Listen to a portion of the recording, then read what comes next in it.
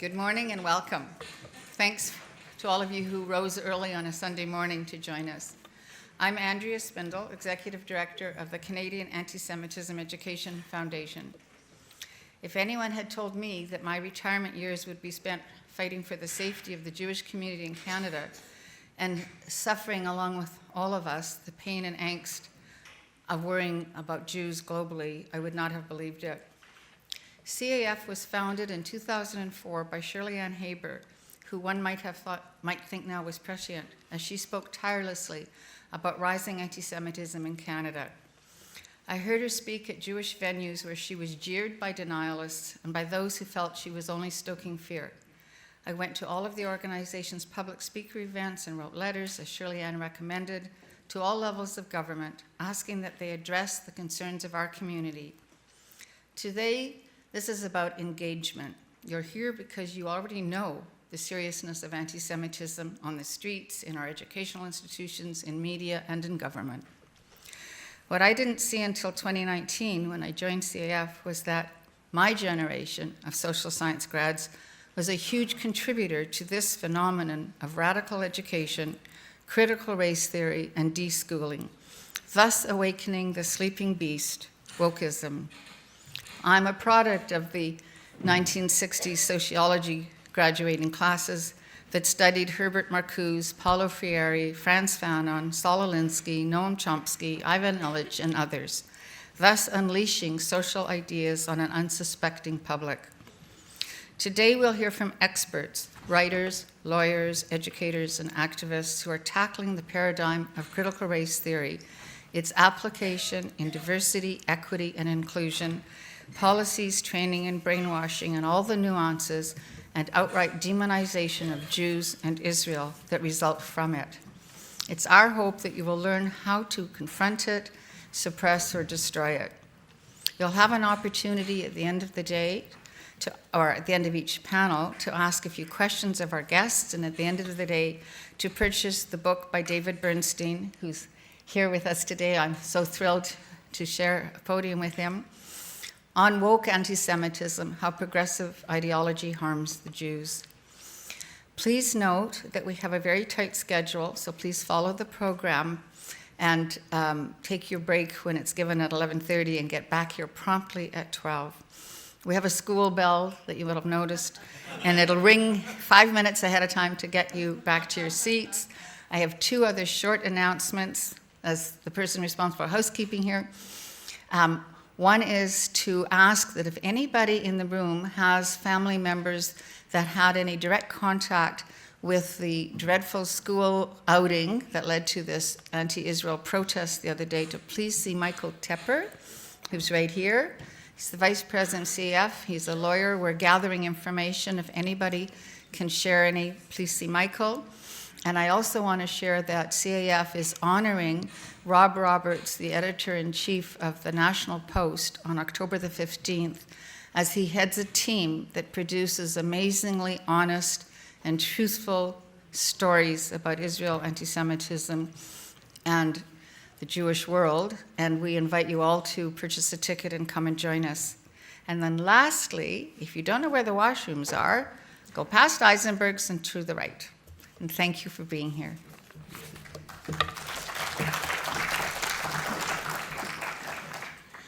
Thank you, Andrea, and the Canadian Anti-Semitism Education Foundation. What great partners to have in Canada. Also, I want to thank Sam Goldstein and David Steinberg, who are my partners in all this, and you'll be hearing from both of them today. I'm David Bernstein. I'm founder of the Jewish Institute for Liberal Values and author of Woke Antisemitism, How a Progressive Ideology Harms Jews. We are here today to discuss how a radical ideology that has swept through our institutions in North America and beyond has generated anti-Semitism and what to do about it. The ideology I speak of simplistically divides people into oppressed and oppressors by virtue of their identity. It insinuates itself into institutions and shuts down alternative points of view. And as we've seen in no uncertain terms since October 7th, It provides a permission structure for extremists, particularly extremists from the Muslim world, to target Jews. It's an ideology that signals to teachers that it's okay to take Toronto school kids dressed up as colonizers to an anti-Israel protest. What distinguishes the approach to fighting anti-Semitism we are talking about today in today's program from the typical mainstream approach is that we believe fighting anti-Semitism is not enough.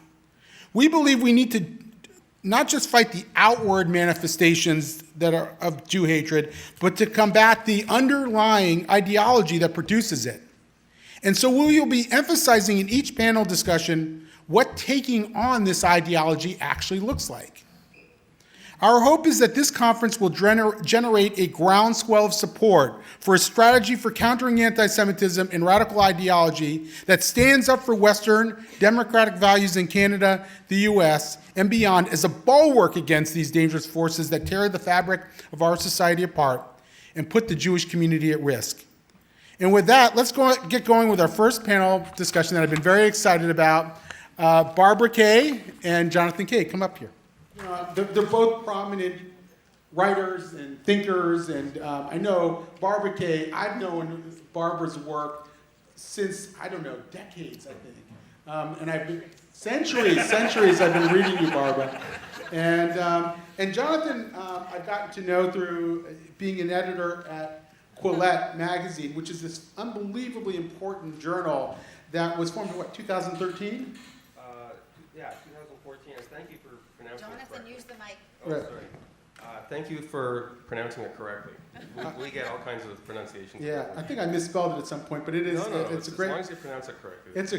It's a great publication. It really was one of the first publications that sort of broke from this ideological consensus and took it on. And I remember first reading articles in it, and I thought to myself, wow, finally somebody is writing articles that challenge this ideology, and it was really, well, that was the first I saw of that, so I couldn't be more appreciative. Before I asked them each to go and give some opening remarks, though. Barbara, for anybody who knows Jonathan, we sort of know that he's got, I don't know, shall we say, an iconoclastic temperament, and that had to manifest itself growing up. I mean, Yes, it did. Sorry, Yes. how did this event become this? Sorry. Yeah, I know exactly. Proof. Is this on? Proof. Is this on? Yeah. Okay. Yes. We were his first icons, his parents. Is this an intervention? And so we were. It's an intervention, It's isn't an it? intervention. Again, I'm why sorry. does this always I know. happen? Just like Passover. You have to admit this is a great ruse that we got all these people together. He does have an iconoclastic temperament, and it did manifest itself very early. So it was sometimes challenging to, and he was very smart, and he is very smart, and a lot smarter than me. And he often outsmarted me even when he was young. So I resent that. Anyways, he has this interesting temperament, and he is a quirky fellow, but it all came together in his career. I'm thrilled to see that he is now doing what I think he was born to do at Quillette and having a great time when he isn't playing disc golf or board games or other stuff like that. Great. Well, then, Barbara, why don't you start and give us some remarks? Thank you. So I should take this or I use the...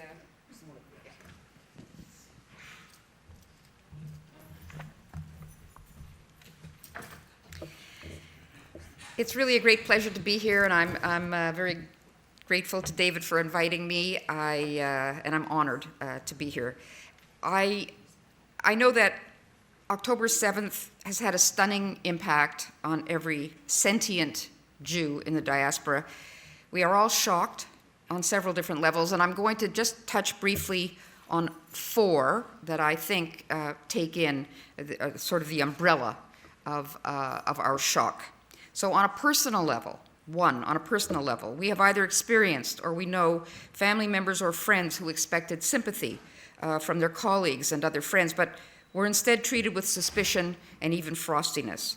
The Palestinian suffering was uppermost in their minds. Sometimes younger members of our own families seem more concerned about Palestinian suffering than Israel's right to self-defense. Anti-Zionism amongst Jews, especially in Gen Z, where it is rampant, is very painful and very divisive for those families, and a big subject in itself, which I won't get into. The second is institutional. There is a shock of rejection and hostility by institutions, particularly universities displaying double standards of tolerance. They have none for any negative expression toward officially oppressed or racialized students, but virtually any negative expression is tolerated or held to be contextual under the rubric of freedom of expression if directed toward Israel and Jews.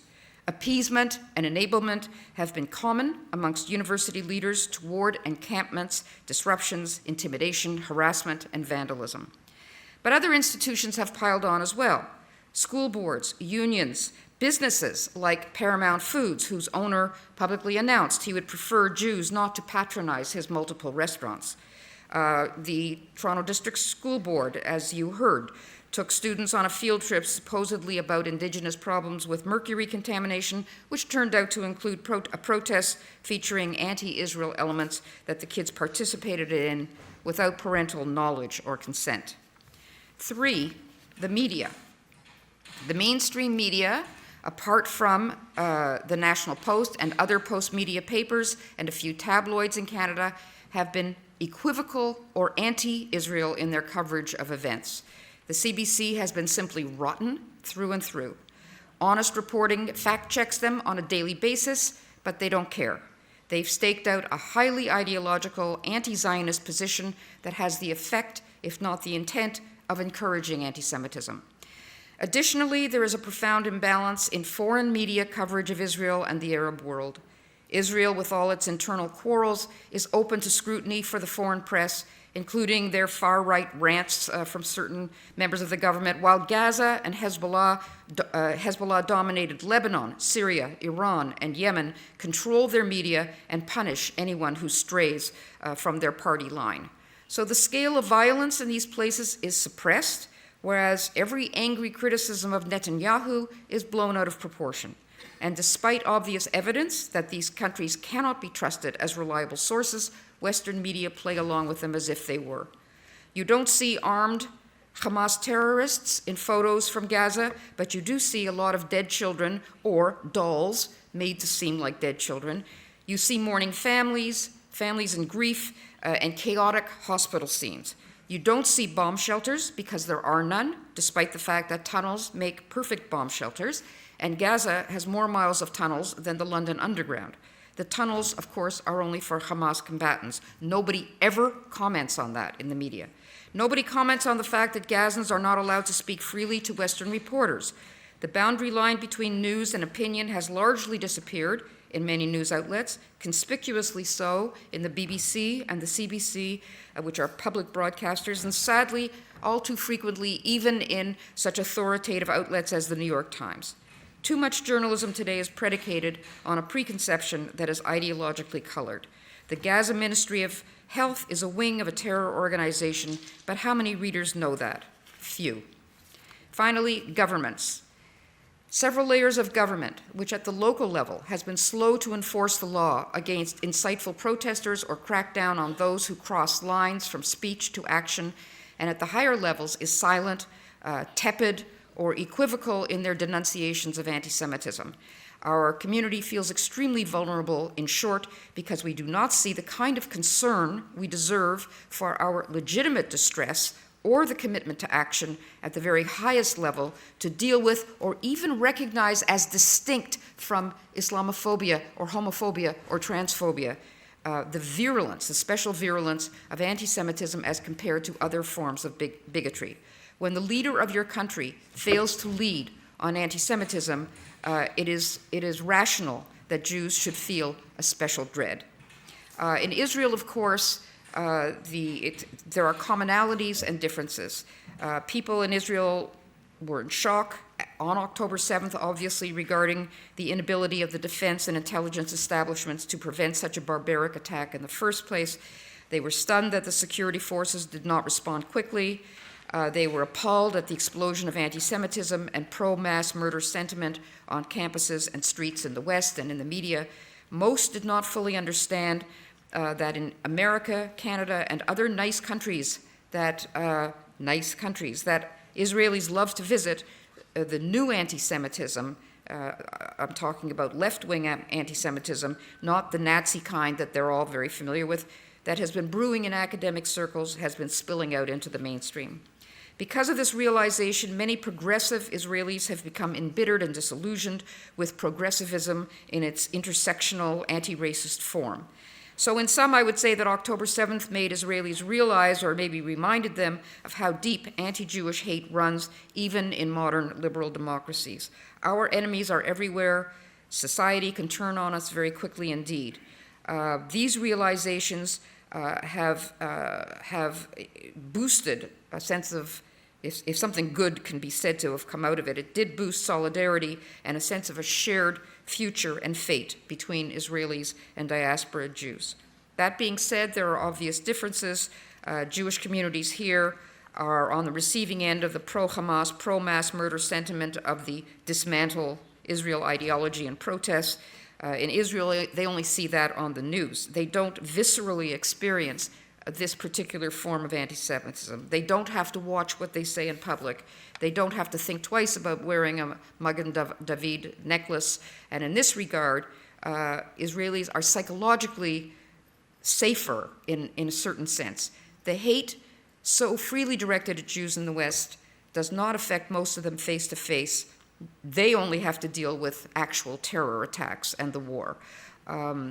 So the bottom line is all of us have deep fears coming from different directions. Israelis are better equipped to deal with theirs because they have agency within their own country, and we are dependent on the kindnesses of strangers, in a sense, for our safety and our rights.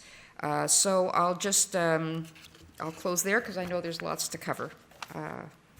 Thank you.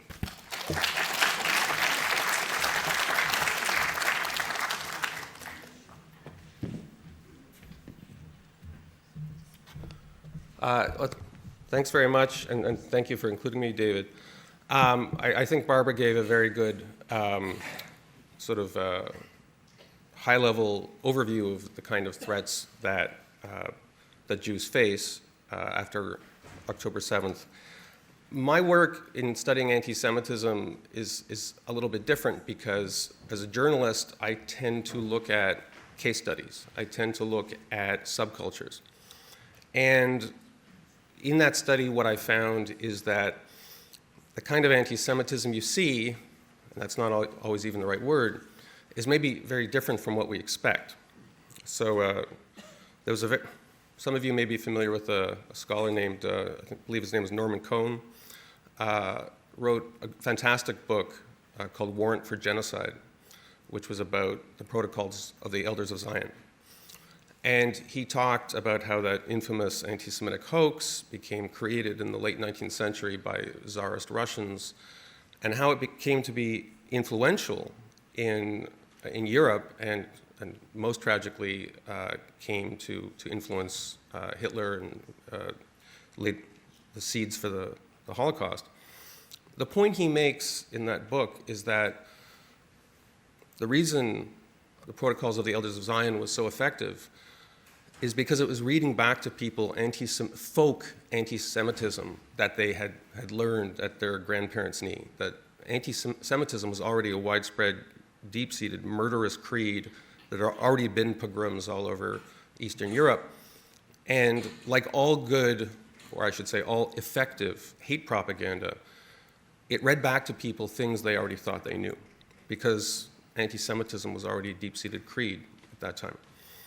To be honest, I do not see that kind of anti-Semitism at play in the subcultures I study. And I'm just going to pause. I'm just going to grab some water. Just over here.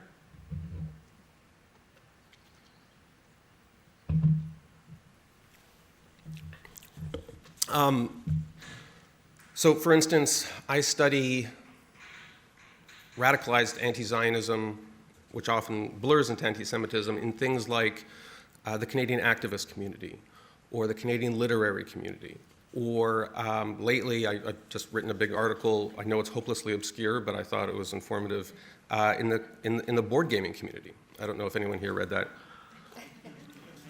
But what's really interesting is, in many ways, and these are radicalized anti-Zionist spaces.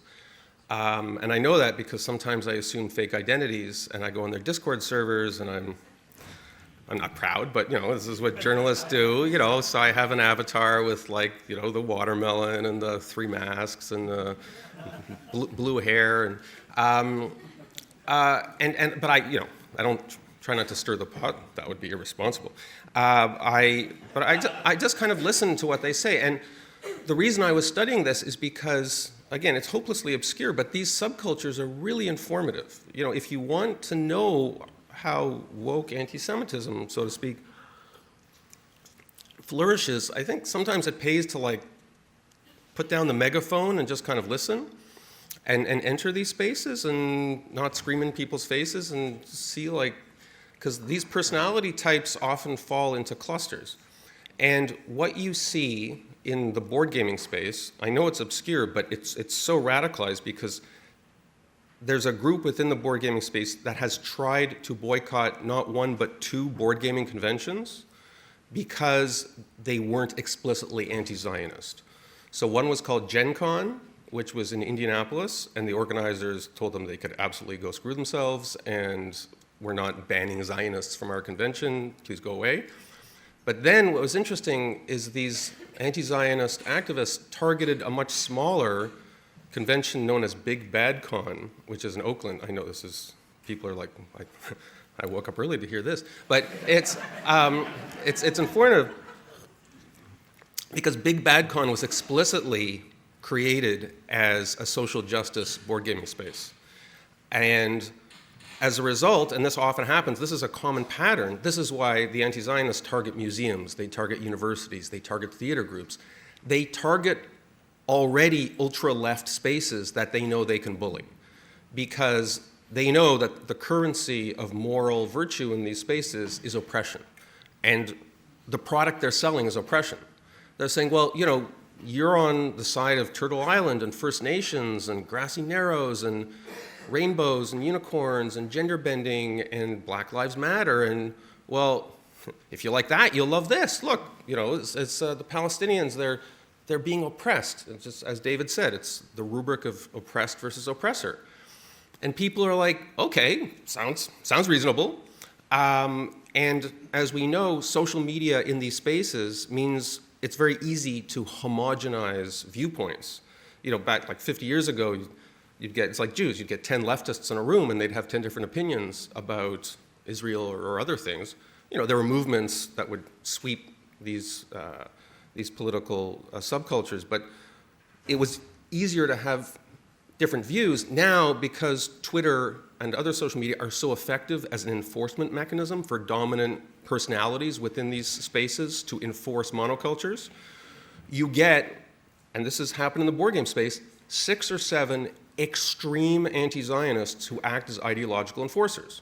And I see this in the Discord servers. Discord is like what gamers use to talk to each other and exchange. It's like Skype, but for nerds. And there aren't that many people who are radicalized anti-Zionist, but they have taken the commanding heights of discourse and have used it to essentially bully anybody who doesn't believe what they say. And I'll be honest, even in these ultra-Zionist spaces, and this is the most anti-Zionist space that I have encountered in my journalism. It's really crazy stuff. I get the sense 90% of the people don't really care that much, but just they want to go to this board game convention and not get red paint poured on them. So they're like, sure, down with the Jewish state.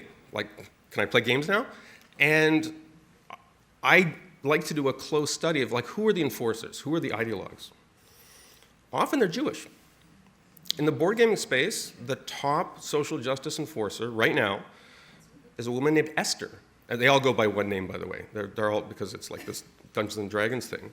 And she, of course, it's the masks and unpronounceable pronouns. Very proudly says she's Jewish, Muslim, Arab partner. She's very quick to caution everybody. anti-police, Black Lives Matter, like go down the list. It's a whole, like the whole suite, these things come as a package deal now. And she's the one who's most militantly pushing to literally ban Zionists from board gaming meetings. And the organizers of the conference said, look, we're a 501c3 organization. David, you know about this. We can't tell Jews they can't show up. Oops, sorry, I mean Zionists. But this isn't, when I let's look at the discourse, this isn't really anti-Semitism of the kind that, like, I wrote a book about conspiracy theories. I interviewed real anti-Semites, like the kind who, wouldn't touch me because I'm Jewish. These people aren't in that category. What they are prestige seekers within a rigidly policed ideological climate where ideological enforcers have convinced them, often successfully, like often it's not an act, that Israel is a colonial state, that the Palestinians are like Turtle Island.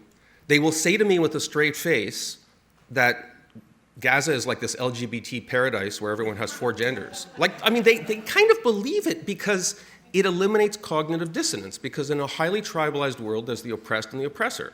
And you've heard the slogan, no one is free until everyone is free. So it invites the conceit that every oppressed minority is kind of like on the same team.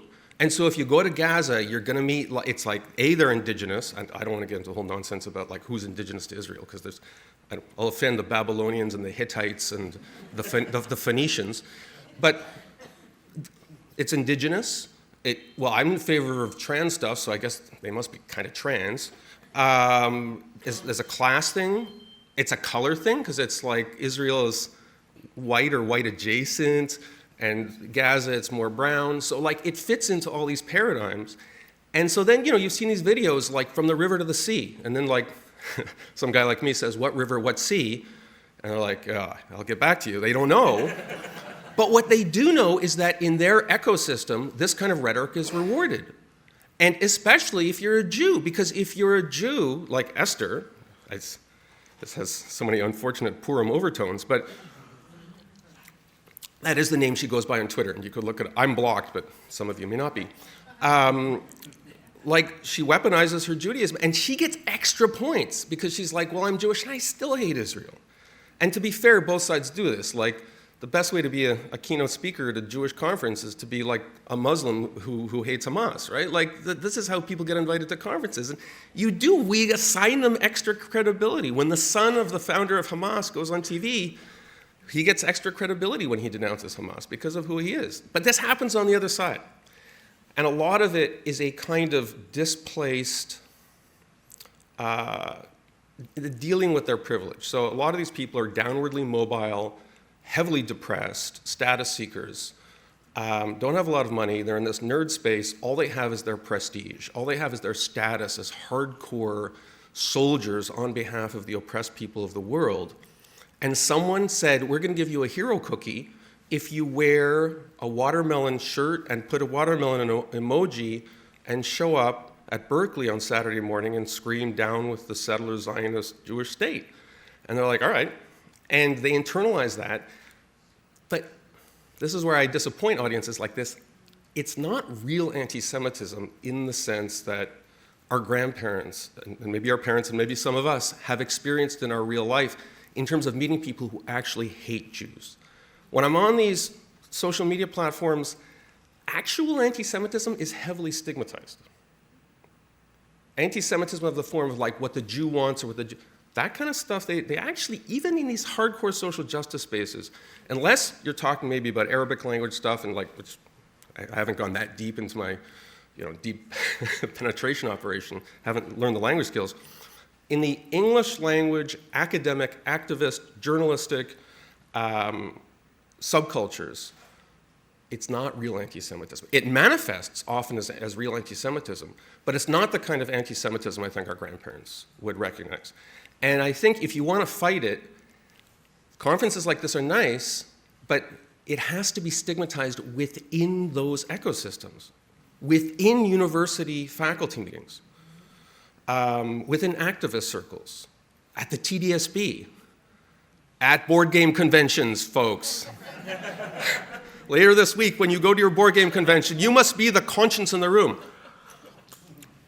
And so, in a weird way, like, I'm kind of hopeful because I see this as, not for everybody, I mean, you do meet some hard, like, anyone know Fred Hahn? I mean, you meet some, like, okay, people who are beyond redemption, but 90% of the people that I've seen who are the most militant anti-Zionists in these spaces, 5 years from now, they're going to be talking about something else. They really are. And it doesn't mean they're not doing damage. It doesn't mean that they're not disgusting to listen to. But it does give me hope that this too shall pass. So that's my view. Thank you.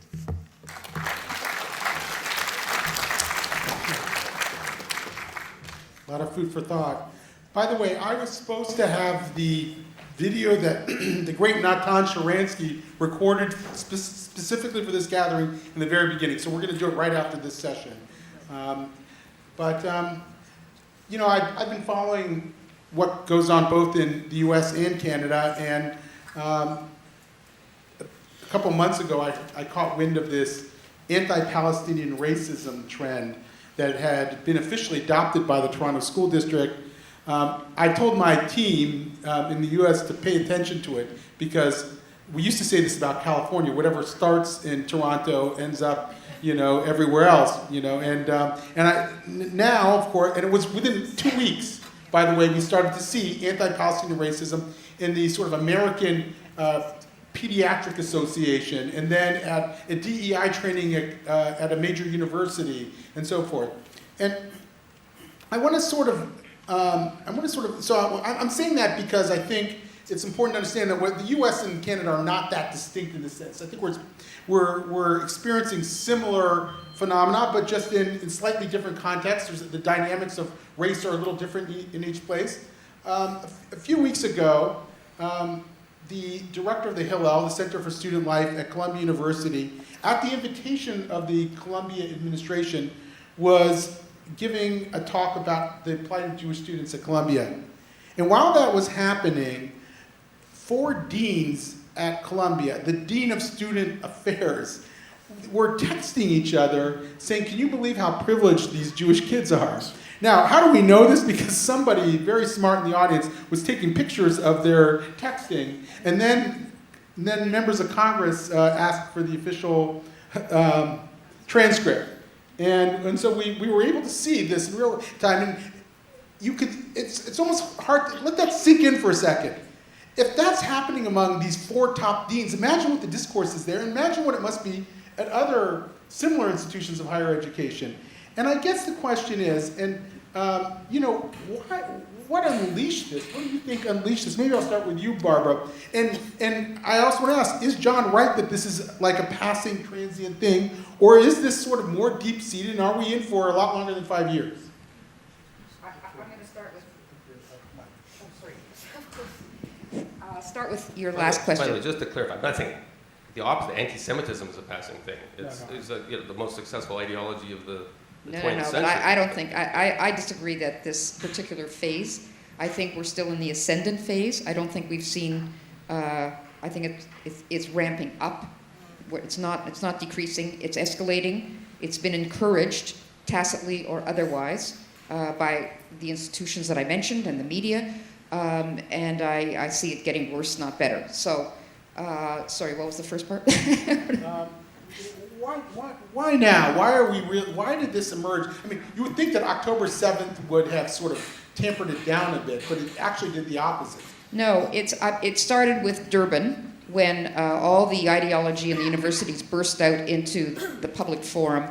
The UN, by the way, is a conduit, an absolute conduit for the most fierce and disgusting anti-Semitism. So the entire world is infected with this, and it's become the omni-cause of all these other racism, everything else, so that it's a mind virus. You know, Gad Saad calls it a mind virus. I call it a sort of a kind of pathological altruism for this cause that has been ginned up.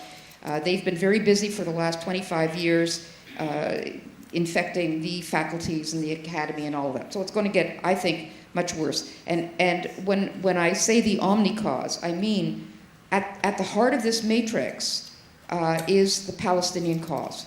And anti-Palestinian racism is a thing, an invented thing, because how would you know if someone is a Palestinian or a Syrian? You wouldn't know, because there's no distinction between them in terms of language or ethnicity or anything else. So, Hadley Freeman, the journalist, calls this the fatberg of causes, and everything else revolves around it, and people don't even realize. I just want to give you one example, the Guardian newspaper, all of a sudden we were seeing Greta Thunberg. Now, she's an environmentalist, right, from the day she was born. She never studied anything else. She doesn't know anything else. She's a single-minded, person who knows nothing but environment. Suddenly she's wearing a keffiyeh and holding up her fist and holding a little octopus, which is a symbol of a blind libel of the Jews that have their claws and everything. And I'm asking myself, how does Greta Thunberg suddenly become an anti-Palestinian, a pro-Palestinian activist, a Hamas supporter? So The Guardian, in January 2024, wrote an article, and in it they described the environmental damage done by Israel in its response to this war. They noted that 60 days of Israeli military activity used 150,000 tons, T-O-N-N-E-S, tons of coal, whereas Hamas rockets only used 713 tons of CO2, produced CO2. So ask yourself if this is something that's going to blow over, or if it's going to suck in every cause in the world. There is something perverse and weird. In the history of military, the entire history of warfare, has anybody ever before remarked on the environmental... 2018, when Hamas burnt 10,000 tires at the border, 10,000 rubber tires at the border with Israel, the environmental damage was severe. Nobody ever mentioned the environmental factor. Never. So that, to me, tells me that this is a phenomenon like nothing the world has ever seen before. I guess the question is, it sounds like Barbara is arguing that anti-Semitism is the core ideology, and you might be arguing that, at least in this context, that radical social justice ideology is the core ideology. How do you respond? Look, obviously there's anti-Semitism in the world, and obviously it does seem pathological when one country is singled out in this way. I'm not going to dispute that. But I do see a lot of this as deflected social justice, deflected Marxism. Like, in terms of The Guardian, I mean, that Guardian article does sound kind of stupid, but like, all these people posting TikTok videos, like, they're not reading The Guardian. They're status seekers within an ideological movement, and they've been, as I said, they've been told that this is how they're going to promote themselves. Oh, yeah, and they don't get their news from The Guardian. They get their news from TikTok and from YouTube, and yeah, a lot of these videos are doctored. We've all seen these propaganda videos. And it's true that there is like a symbiosis between the mainstream media and social media. But like, I know a lot of people who spend a lot of time like debunking a story they see in a British newspaper, or, oh my God, the New York Times ran this, and let's look at the 17 reasons the New York... I'm not sure how helpful that is, because people are adopting this as a posture. I'm not saying it's superficial, they internalize it, and sometimes, again, they do real damage. But sometimes the language used, and I think Barbara's, is apocalyptic. And I'm not sure that's helpful, because the other side's language is apocalyptic too. It's right, like from Turtle Island to Palestine, the world will be cleansed of oppressors. And like you start to listen to it, and it's like super creepy ethnic cleansing stuff. And I find the best way to deal with it and analyze it, and sometimes maybe once in a blue moon convince people, is to kind of like ratchet things down and say, all right, let's kind of look at some of the analogies you're using, like, Black Lives Matter, extrapolating from that to Israel, or extrapolating from, I mean, Greta's an extremely disturbed individual. I can't watch a video of her without like saying, oh my God, the parents must be mortified. But, which like, it shows my age, right? Because like 10 years ago, I wouldn't have had that response. But She has an iconoclastic anger to her. yeah, but I guess one thing is a lot of these people thrive on anger. Like, they're really angry, and when people get angry with them, it gives them the drama they want. They want to see themselves as protagonists in an existential struggle for the soul of civilization. And it is weird the way they decided this little patch of real estate in the Middle East is like the keystone of that struggle. However, when you respond in kind, and I know conservatives who are like, this is existential, this is the future of what happens in Israel dictates the future of the West. I'm like, that is not helping. You're just reading back the apocalyptic reveries of the left, but in your own viewpoint. And the reason I'm a satirist on social media is that's the thing which often gets people to think the most. Instead of flipping their apocalypticism on its head, which just makes them happy because it's like, oh, it's true, we are fighting an apocalyptic struggle of good versus evil, and I'm on the good side and they're on the evil side, but they don't realize it. They say I'm evil. This essay will convince them otherwise. Like, I'm just kind of like, what are you doing? Like, look at you. You're just this overprivileged seventh-year art student who's doing cosplay activism, and you're guilty because your parents gave you a trust fund, and now you don't want to give up your own money, so instead you're going to play with house money by talking about stuff on the other side of the world. Isn't that what's happening? They're like, no, that's not what's happening. I say, it's kind of what's happening, and again, it's not like, there's a come to Jesus moment, but over time I find that's just kind of more effective, is to put things in context and look at the actual motivations of the people doing this. And I don't think it's helpful to confuse it with what I call like anti-Semitism of the blood. People, old-style Nazi anti-Semitism that regarded Jews as pathogens. Jews are the most exalted members of the anti-Zionist movement. Naomi Klein could sashay into any encampment and she'd be feted as like Joan of Arc. I mean, they love Naomi Klein, and she's more Jewish than me. Right. But I have a question, though. People write essays, and they may be better or worse. You can be a great satirist, as you are, on Twitter and elsewhere. But, there's a movement of people that are showing up in encampments that are pushing students to, dress up as colonizers for protest. Doesn't that require politics? And doesn't politics require organization? And doesn't organization require some level of outrage that among people like us to go out there and say, look, we're going to fight this. You may be right, Kay, yeah.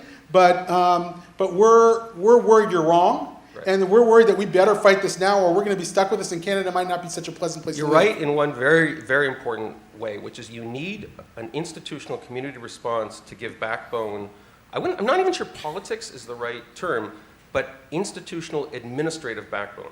Because the University of Toronto is a very good example, and I know there's at least one University of Toronto professor here. I'm not going to out them, but when the University of Toronto eventually asked the police to take down the encampment, which actually had become, like, there were some genuinely anti-Semitic incidents there, the police said to them, really? Trespass? Well, for a couple months, you were kind of like cool with the encampment. It was like freedom of speech, and now you're saying it's trespass? Sorry. And I remember I was upset at the time that the Toronto police weren't doing anything, but I kind of saw their point, which is that the university administrators wanted to have it both ways. They wanted order on the campus, they wanted to maintain authority, but they also wanted the moral authority that came with putting down stakes, at least in some way, with the anti-oppressive forces.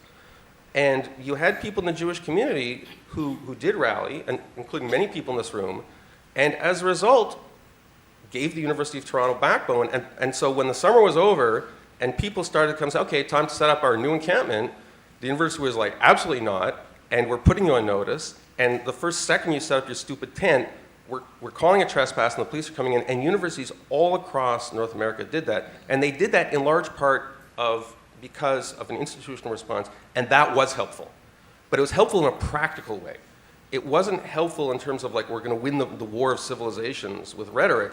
It was helpful in like a very practical brass tacks way of saying, hey, look, Jewish kids should be able to walk to class with some idiot screaming in their face about how they have to renounce their privilege. Like, that's just not cool. And I think that, to me, is an example of, David, where you're absolutely right, where institutional response is necessary and effective. But that's on a procedural, physical space level. I'm not sure how effective that approach is on, like, you see these people debating on Twitter. It's like, Jews are indigenous to Israel. No, Palestinians are indigenous to Israel. Discuss. And it's like, that kind of argument is like, when I see it, I'm like, oh my God, these people are both wasting their time. That to me is ridiculous. But I like the more practical solutions. Got it. Barbara, I just want to ask you a little bit more. You outlined the threats facing the Jewish community quite eloquently, and you've been doing that for many years. But what about this ideology, and what is its relationship to what you spoke about, this oppressor ideology, or whatever we decide to call it? Well, the oppressed, oppressor, this Marxist, who is doing what to whom, this Leninist question is what students are being not taught facts. They're being taught to have a certain attitude. And the attitude comes down to that question that Lenin famously posed. Who is doing what to whom? If the powerless are doing something horrible to the powerful, even if it's atrocities, rape, murder, and burning babies alive, you may call it resistance. If the powerful are insulting somebody at a checkpoint and making them wait for half an hour, you may call it terrorism. So words mean nothing. Attitude means everything. And the problem is that those ranked amongst the oppressed are everybody else. Gender, race, ethnicity, other religions than Judaism, you name it. Actually, Judaism, they don't care about Judaism as a religion. I should put that apart. But everybody else is on the oppressed side. The Jews are always ranked amongst the oppressors. They are hyper-white. Not only white, hyper-white. It doesn't matter that half of Israel is brown. Doesn't matter that half of Israel is indistinguishable in appearance from Arabs. They don't want to know about that because evidence, facts, and the actual dictionary meanings of words are irrelevant to them. It is the formation of an approach, an attitude that they are inculcating in young people. And the trouble with Jews is that we have staked everything on our ability to make a case. And we make a case with facts and evidence and, this whole Talmudic lineage that we have of people arguing with each other over, is my interpretation correct or is your interpretation? Let's look at the text. Words are important to us, but and their meanings are important to us, but they are not important. And that's why when people, say, how can you say you're a queer for Palestine? Don't you know what goes on? They would throw you off a roof and they look at you like, who are you? Get out of my way. Like, how do you like my kafia? Like because they don't care what goes on in Palestine. They have learned the mantra. If it's the Jews, then and they're the powerful, and Hamas are the powerless. The Palestinians are the powerless. They've learned that. That's all they need to know. So of course they're for Palestine. Of course it's queers for Palestine, and it's environmentalists for Palestine, and blacks for Palestine. And and we don't have any other tools, by the way. We do not have. Jews are very good at arguing. We're very good at debate. We're very good at writing essays. We're very good at all kinds of things. But we don't believe in violence. We don't believe in actually doing what other people would like to do to us and threaten to do to us and sometimes do to us. So this is our problem. We are magnificent with words. Nobody's interested in our words. That's the problem. So that's the problem. So tell us, we heard from John on this just a second ago about what he thinks we ought to do about it. Excuse me. What do you think collectively we can do about it? Well, I think lawsuits are a good way to start, and I think some lawsuits are in progress right now that are going to succeed. I do believe in it, as long as the courts are still objective, and how long that will be, some of them are not, as we know, because we have law students that are as woke as anybody else. They are our future lawyers and judges and prosecutors, so I don't think we have much time to get these lawsuits done, and some of them have been very effective. Lawsuits are one thing. Money is another. We've seen some of very important millionaires like Bill Ackman, who's, they've withdrawn their millions of dollars of support. But that's not going to work on universities that have $50 billion endowments. I mean, it won't work for long. It sounds good for Twitter and it sounds good for a time, but the money itself, they won't mind losing it if they have a big enough endowment. So that's not going to work for long. It makes headlines. One thing that I can see succeeding, something happened last week that gave me hope, and it's going to be the subject of my next column. And that was when Dr. Arnie Aberman, former dean of the medical school, he returned his honorary doctorate to the University of Toronto. I think that was the first time in the history of the University of Toronto that had been done. If you cast your mind back to 2005, when the Indigenous leader David Ahenekyu went on a rant about how Hitler didn't finish the job, he should have fried 6 million more, like he was an extreme anti-Semite. And of course, back in those days, you could say those things and say, oh, there was no context here. That's pure anti-Semitism, and it was. So there was great consternation. Oh my God, but he's an Indigenous person, and and there were people that supported him amongst his community. So what are we going to do about this? What are we going to do about this? I wrote a column, and I said, it's no good, lambasting him and making him a martyr or taking him to court over this. He has to be asked to return his Order of Canada. It is a great honor to receive the Order of Canada. And what people care about more than money is their status, their social status, and their prestige. And a couple of days later, maybe it was just a coincidence, Peter Newman wrote a piece for Maclean's and said, I am not going to wear my Order of Canada pin until David Ahenekyu's pin is returned. He could have said, I'm going to turn in my, but he didn't, but that's okay. He said, I'm not going to wear it, and then a few other people said, yeah, I'm not going to wear my Order of Canada pin too. And David Ahenekyu, his pin was taken away. And that was a great achievement because before that, I think there was only, the only person ever had been asked was a sports, yes, who had been asked because he was convicted of fraud. Anyways, that was a high point. That was a high point. He was also thrown out of our tennis club. Well, yeah, okay. So I think that what Dr. Aberman did was fantastic. And I think that universities, they may regret losing those $1 million endowments, but they'll get over that. What they won't get over is if prominent Jews with prestige and who have had many honorary doctorates from these institutions, if they start turning them in and saying, I no longer want my name associated as having been honored by this institution, because I think that would have more of a moral effect than any amount of money being withdrawn from Thank you. We're almost out of time. John, any final thoughts? You know what? I think Barbara's right. The grand gesture often helps.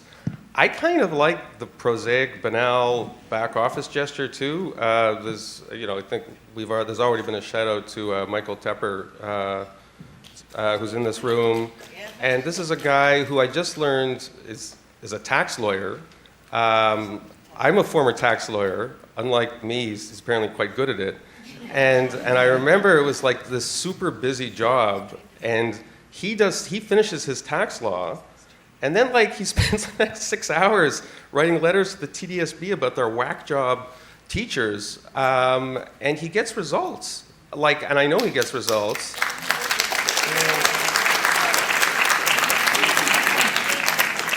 Did you actually stand up? Oh my God. Oh, Michael. Michael, get over yourself. But the real heroes are the journalists who amplify his work. But this is very unglamorous stuff. But to be honest, I kind of appreciate it more because what Michael do, and I know he does this because he does it in his letters. Michael, to my knowledge, doesn't have the Order of Canada. You know, he doesn't enjoy the baubles and vanities of professional dispensation. But what he does have is a sense of fair play. And he says, you know, at the TDSB, this is what it says in your law. This is what it says in your enabling legislation. This is what you said, you know, your mission statement on your website. This is what your responsibilities are. And this is what your teacher's doing. There's a discrepancy. Fix that. And I know the TDSB folks grumble, and they black out half the access to information documents they send him. But at the end of the day, he gets results. And there's a small army of people doing this in the Jewish community. And they don't have the Order of Canada, but they're the people moving the needle. And I think that has to be done more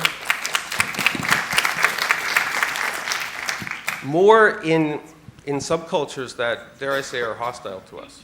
And you know, I listed some of them: the Canadian literary scene, the Canadian theater scene. I mean, these are hopelessly obscure, but we see how it kind of burbles into the mainstream. Like that, we all remember the crimes that took place outside Chapters Indigo, because it's owned by that, you know, history's greatest monster, Heather Reisman, right? But what was incredible about that event is the academics, most of whom, if I remember, came from York, were kind of like, wait, you're arresting us? What's going on? Like, on campus, we do this stuff all the time. And they couldn't kind of like get it into their head.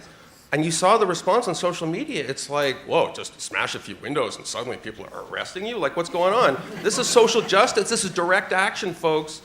And what you saw was the insulation between their academic hothouse, where all this stuff is considered not just tolerated, but like you get course credit for it, and then the real world of like Bloor and Bay, where people are like, hey, I'm trying to buy a book here, like please stop, you know, pouring paint on the sidewalk. And we have to break down that barrier, and that has to be from people within those communities. And I know there's people in the room here who do that. Again, it can't. I'm telling you maybe what you already know is, and I've seen people do it, and unfortunately I've seen people pay the price, including the board game space, where my informant in the board game space was a disaffected Jew who like showed me all the screenshots. And what was crazy about the screenshots is this person was parroting all that stuff. And I said, wait, you're saying all this like crazy anti-Zionist stuff, what's going on? He says, yeah, I gotta do it. I wanna go to the board game convention, I don't want it to be awkward. It's like, okay. But once there's one person like that, they send to a journalist. 2 people like that, they look at each other, maybe we can do something. 5 people like that, they have to look around the room and say, we gotta do something about that. And that, to me, that's the solution, is call it the Tepper approach. You know, like he's gonna have his own school of thought soon in terms of activism. So that's my view. Thank you. Yeah. Thank you both. I'd love to be at a Seder dinner and see what goes on there. But You absolutely would not. I know. Absolutely. That's the Seder I would never attend. The last Seder on earth. Yeah. Right. So I've heard. That was a setup. Well, it's a great setup for the rest of today, because a lot of the ideas that you both articulated, I think, will come out in the conversation, particularly on academia and K-12, and now also the law. So thank you both for being with us. Thank you. All right.